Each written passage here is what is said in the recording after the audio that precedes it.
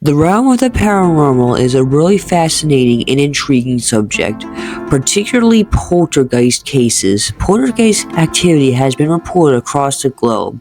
The first recorded cases date back to the 1st century. There are even some instances of poltergeist activity being documented, investigated, and even witnessed by law enforcement. One of those instances took place in Puerto Montt, Chile in 2017. On February 8, 2017, a poltergeist was said to have inhabited a home in the town of Puerto Montt, Chile. The residents reported objects being thrown across rooms by unseen hands, unexplained scorch marks appearing on furniture, and unexplained wall damage. The family was in constant fear. The family also reported a silhouette appearing in photos and videos they took.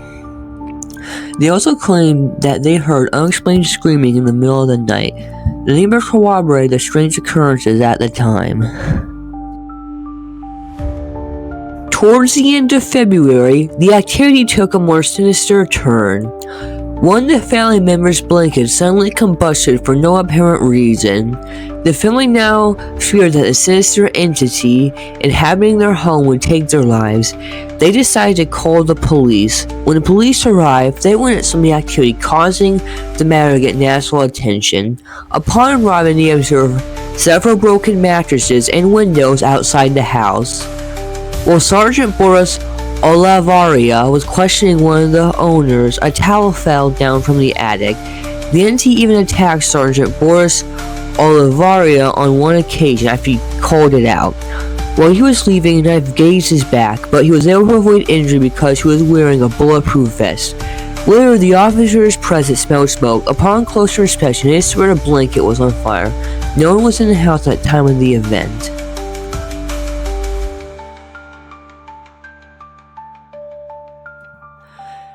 Another witness to back up the family's claims was reporter Alexis Ruiz, who was with the Puerto Montt for a media outlet.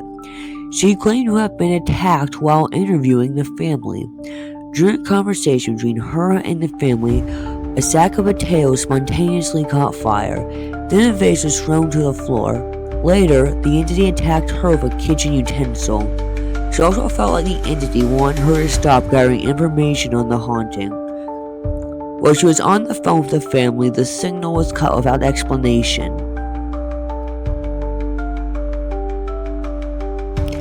After the family moved out, attempts were made by priests and evangelical missionaries to exorcise the house. Locally renowned medium Vanessa Durock also visited the house. She claimed to have made contact with a female spirit in the home. She claimed that the spirit was trying to learn more about a child, also a spirit. She claimed to have reunited the two and gave information that the female spirit wanted. The activity allegedly calmed down after that. However, the family still claimed that there was a presence in the house. The medium, however, was certain that she resolved the situation, causing people to question the authenticity of the haunting.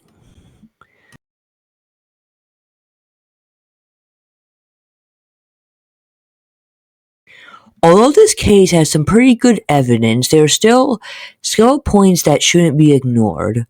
I'm going to go over those points and then tell you where I personally stand on this case.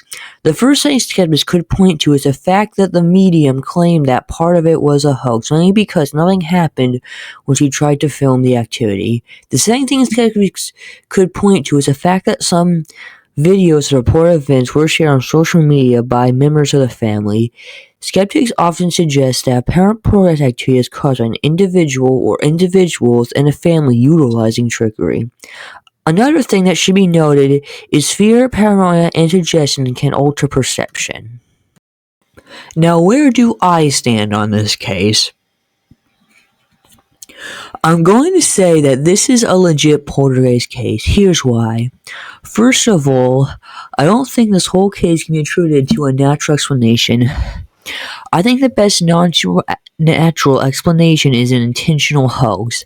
However, I don't see a motivation Let me explain. For starters, if this is a hoax, they would probably face legal charges for making a false police report, but also assault since a knife flew at one of the officers. They could even get charged for manslaughter if the officer was killed. Another thing that points to this being genuine was the fact that the house was destroyed. The windows and mirrors were broken, the furniture was burnt, and the walls were ruined. Not only that, some mattresses were burnt as well. All that probably cost a lot of money to repair. The family doesn't seem like crazy people who would do so like that, and the police would probably take note of that if that was the case. I also don't see them doing this to pull off an insurance scam. Some scams could say that the home was already destroyed for some other reason. The family lied about poltergeist and hoaxed the other occurrences. That doesn't stand up to me either, because they don't see no logical reason for a house being destroyed like that, other than the family doing it themselves, and police corroborate the claims of damage. As far as the medium who claimed part of it was fake, I think she has the least credibility in this case. I'm quite skeptical of mediums, particularly TV or social media famous ones. I think the medium is lying, and I think there is a motive for her to lie. A lot of psychics and mediums try to present themselves as people who can solve every problem. I think she lied about the continuing activity being hoped to help her image. Those are some reasons why I believe this case to be genuine. That is it for today's video. Please like and subscribe to support my channel.